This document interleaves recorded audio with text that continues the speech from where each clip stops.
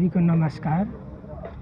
मानव उत्थान सेवा समिति द्वारा 4-5 जनवरी 2025 श्री हंस नामबोध आश्रम सोलंग में 2 दिवसीय सद्भावना सम्मेलन में भाग लेने के लिए नॉर्थ ईस्ट के विभिन्न प्रांत, भारत के विभिन्न क्षेत्र से सद्गुरुदेव श्री सतपाल जी महाराज जी के आध्यात्मिक सद्भावना से भरा हुआ प्रेरणादायक आध्यात्मिक सत्संग विचारों को श्रवण करने के लिए यहाँ पर इसके तैयारी के लिए सभी लोग यहाँ पर लगे हुए हैं काफ़ी दिन से। सद्भावना सम्मेलन के साथ साथ में मानव उत्थान सेवा समिति एक सामाजिक संस्था भी है। जैसे पर्यावरण हो गया, जैसे बाढ़ पीड़ित हो गया, मिशन एजुकेशन, बाल सभा के छोटे छोटे बच्चों को कार्यक्रम क्या होगा, इसके बारे में बताइए आप। ये कार्यक्रम में सद्भावना के बारे में, अध्यात्म के बारे में, विशेष करके हमारे ऋषियों ने कहा है धर्म की जय हो, अधर्म का नाश हो, प्राणियों में सद्भावना हो, विश्व का कल्याण हो। हमारे युगों युगों से ऋषियों ने, मान पुरुषों ने मानव समाज को प्रेम, सद्भावना, अध्यात्म, ध्यान के बारे में प्रेरणा जो दिया है। आज वर्तमान समय में सद्गुरुदेव महाराज जी उसी आध्यात्मिक संदेश को ज्ञान विज्ञान सहित आज देश विदेश के अंदर में जो प्रवचन देते हैं। आज यहाँ पर 2 दिवसीय सम्मेलन में महाराज जी के साथ साथ में हरिद्वार से, विभिन्न तीर्थ स्थलों से संत महात्मा लोग आएंगे विभिन्न भाषा में। यहाँ पर 2 दिवसीय कार्यक्रम में विभिन्न भाषा में सत्संग प्रवचन होगा, जिसमें प्रवचन में हम लोग को बहुत सारे आध्यात्मिक प्रेरणा, सद्भावना, प्रेम का जो प्रेरणा जो है यहाँ पर सम्मेलन में मिलता है। और आप सभी को यहाँ आने का बहुत बहुत धन्यवाद। मैं मानव उत्थान सेवा समिति नामबोध आश्रम के प्रांगण से आज ये विशाल मानव धर्म सम्मेलन होने जा रहा है, जिसके कारण कि श्री सद्गुरुदेव श्री सतपाल जी महाराज जी का दिव्य प्रवचन का आयोजन किया गया। सभी समाज के लोग आकर के सत्संग में उपस्थित हो और सद्भावना की प्रचार हो, सद्भावना संसार में फैले। ये श्री गुरु महाराज जी का बहुत बड़ा अभियान है। तो इसीलिए हम सभी लोग क्षेत्रों को मिल कर के, सारा आसाम मिल कर के, और हमें ये सद्भावना सम्मेलन की तैयारी हो रही है। तो मैं यही कहना चाहती हूँ कि जितने भी हमारे आसाम क्षेत्र के लोग हैं, सभी लोग आकर के श्री सद्गुरुदेव श्री सतपाल जी महाराज जी का दिव्य प्रवचन प्राप्त करके अपने जीवन को, अमूल्य जीवन को पवित्र बनाई। यही मैं निवेदन करना चाहती हूँ। धन्यवाद। नमस्कार। আমি সমগ্ৰ আমাৰ নিউজ সাংবাদিকসকললৈ আমি ধন্যবাদ জ্ঞাপন কৰিছোঁ। আপোনালোকে অমূল্য সময় আমাৰ মাজত প্ৰদান কৰিছে। এয়া হৈছে আমাৰ মানৱ উত্থান সেৱা সমিতি। মানৱ উত্থান সেৱা সমিতিৰ সৌজন্যত প্ৰত্যেক বছৰে বিশাল সদ্ভাৱনা সন্মিলনৰ আয়োজন কৰা হয় আৰু উক্ত সন্মিলনত আমাৰ সমাজ সেৱক মানৱ উত্থান সেৱা সমিতিৰ প্ৰণেতা সদ্গুৰুদেৱ শ্ৰী সতপালদেৱ মহাৰাজৰ আগমন হয় প্ৰত্যেক বছৰে। আৰু প্ৰত্যেক বছৰৰ দৰে এই বছৰো আমাৰ কলীয়া ভমৰাগুৰি পুলৰ কাষত এই বিশাল সদ্ভাৱনা সন্মিলনৰ আয়োজন কৰা হৈছেহি। আৰু উক্ত সন্মিলনত আমাৰ কেৱল আমাৰ অসমৰেই বুলি নহয়, ভাৰতৰে বুলি নহয়, বিদেশৰ পৰাও ভক্তসকলৰ আগমন হয় আমাৰ।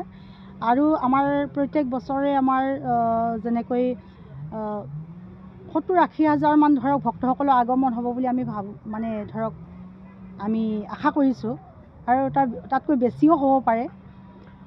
আৰু আমাৰ মানৱ উত্থান সেৱা সমিতিৰ মুখ্য উদ্দেশ্য হৈছে আমাৰ মানৱ সমাজত যিটো আমাৰ সমাজৰ প্ৰেম ভাৱনা, লগতে যেনেকৈ আমাৰ মহাপুৰুষ শ্ৰী শ্ৰীমন্ত শংকৰ গুৰুজনাই আমাৰ অসমত নাম ধৰ্মক প্ৰচাৰ কৰিছিলে, ঠিক তদ্ৰূপ আমাৰ মানৱ উত্থান সেৱা সমিতিৰ প্ৰণেতা সদ্গুৰুদেৱ শ্ৰী সতপালদেৱ মহাৰাজী আজি সমগ্ৰ বিশ্বতেই আজি মহান যি মানৱ ধৰ্ম প্ৰচাৰ কৰিছে। আৰু যেনেকৈ শংকৰ গুৰুজনাই যি নাম ধৰ্মক প্ৰচাৰ কৰিছিলে, আজি সদ্গুৰুদেৱ মহাৰাজীয়েও এই নাম ধৰ্মকে প্ৰচাৰ কৰিছে। আৰু লগতে আমাৰ এই যি অনুষ্ঠান জানুৱাৰী 4-5 জানুৱাৰীত আমাৰ ইয়াত অনুষ্ঠিত হ'ব। আৰু এই অনুষ্ঠানত আমাৰ যেনেকৈ নাম কীৰ্তনৰ দ্বাৰা আৰম্ভ হ'ব, আৰু যেনেকৈ আমাৰ মহাপুৰুষজনাই আমাক যি আৰ্হি দেখুৱাই থৈ গৈছিলে, এইমতে আমাৰ নাম কীৰ্তনৰ দ্বাৰাই আৰম্ভ হ'ব আৰু আমাৰ এই নামৰ বিষয়ে আলোচনা হ'ব, ধৰ্ম আলোচনী হ'ব। আৰু এই জ্ঞানৰ প্ৰচাৰ আমাৰ মানৱ উত্থান সেৱা সমিতিৰ প্ৰণেতা সদগুৰুদেৱ সতপালজী মহাৰাজজী আজি আমাৰ সকলোকে তেখেতে প্ৰেৰণা দিছে যে আমাৰ গৰীব দুখীক বা অসহায়সকলক সহায় কৰা, যেনেকৈ আমাৰ বৰ্তমানৰ যুৱকসকল বেয়া পথেৰে গৈছে, গতিকে আমাৰ এই উঠি অহা যুৱকসকলক সুন্দৰ পথ দেখুৱাইছে, যি আমাৰ মিছন এডুকেশ্যনৰ কৰ্ডিনেটৰৰ দ্বাৰা আমাৰ যুৱকসকলক সুন্দৰ সুন্দৰ তেখেতে আমাৰ যুৱকসকলক আগবঢ়াই লৈ গৈছে। যেনেকৈ কিছু সেৱা গৰীব ঘৰৰ ল'ৰা ছোৱালী পঢ়িব নোৱাৰে, যাব নোৱাৰে স্কুলত বা বহি বা কলমৰ কাৰণে যাব নোৱাৰে, তেখেতসকলকো সুন্দৰ এটা আমাৰ যুৱকসকলক প্ৰেৰণা দিছে। আৰু গৰীব ঘৰৰ ল'ৰা ছোৱালীসকলক সহায় সহযোগিতা আমাৰ মানৱ উত্থান সেৱা সমিতিৰ মিছন এডুকেশ্যনৰ কৰ্ডিনেটৰসকলে আগবঢ়াই আছে। লগতে আমাৰ এই মানৱ উত্থান সেৱা সমিতিৰ স্বয়ং গুৰু মহাৰাজে প্ৰেৰণা দিছে যে সামাজিক সেৱা কিছু, যেনেকৈ কিছুসকল আমাৰ সমাজত বৃদ্ধ আশ্ৰম আছে, তেনেকৈ সমাজৰ কিছু সেৱা। লগতে কেতিয়াবা বানপানী হয়, তাত বানপানী পীড়িতসকলক সহায় সহযোগিতা আগবঢ়ায়। আৰু লগতে কেতিয়াবা ধৰক আমাৰ জেগাই জেগাই চাফাই অভিযান হয়, যেনেকৈ সামাজিক সেৱা কিছু। আৰু আমাৰ অধিক সংখ্যক আমাৰ কেৱল অসমতে বুলি নহয়, ভাৰততে বুলি নহয়, গোটেই বিশ্বতেই অভিযান চলি আছে। আৰু মানৱ উত্থান সেৱা সমিতিৰ সৌজন্যত আমাৰ এই জেগাই জেগাই চাফাই অভিযানো কৰা হয়। আমাৰ ইয়াৰ নগাঁও জিলাতো বহুকেইখন ৰাজ্যতে মানে জেগাতে হৈ আছে। আৰু এই অভিযান মানৱ আমি দেখা পাইছিলোঁ যে আপোনালোকৰ এই অনুষ্ঠানটো কেইটামান ব্যতিক্ৰম কাৰ্যসূচী থাকে, যেনে ধৰক ইয়াত যিসকল ভক্ত আহে তেওঁলোকে নিজে শ্ৰমদান কৰে, ইয়াত কোনো পইচা দি পেলাই হেৰি লগাব নাই, আপুনি সেই কথাখিনি আৰু ইয়াতে আহিছে আমাৰ নিজে তেখেতসকলে উৎসৰ্গা কৰে, লৈ আনে, আপুনি সেই কথা তেখেতসকলে সকলোখিনি তেখেতসকলে এতিয়া ইমান ডাঙৰ বিশাল সদ্ভাৱনা সন্মিলন আপোনালোকে দেখিছে ইয়াতে অনুষ্ঠিত কৰা হৈছে। আৰু ইয়াতে কোনো স্বাৰ্থৰ কাৰণে নহয়, নিস্বাৰ্থ সেৱা কৰিছে তেখেতসকলে, কোনো টকা পইচা বা হাজিৰা লোৱা এনেকুৱা নহয়, তেখেতসকলে নিস্বাৰ্থভাৱে সেৱা, কেৱল দিনতেই নহয়, তেখেতসকলে গোটেই ৰাতিটো সেৱা কৰে।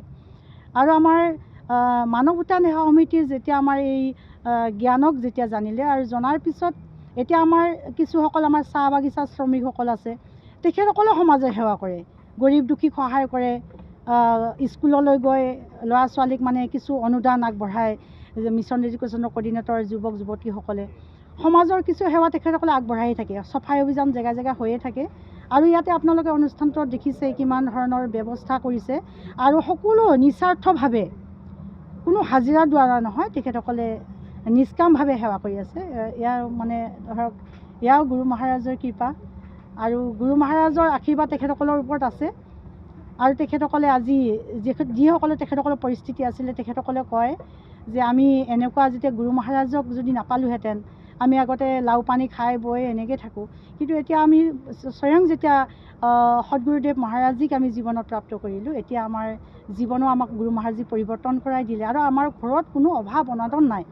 আৰু এতিয়া আমাৰ চাহ বাগিচাৰ মজদুৰসকলে ঘৰত গাড়ী, নিজৰ ঘৰত বাইক, নিজে সেৱা আগবঢ়ায় ইয়াত। গতিকে এয়া আমি নিস্বাৰ্থ সেৱা বুলি আমি ভাবোঁ।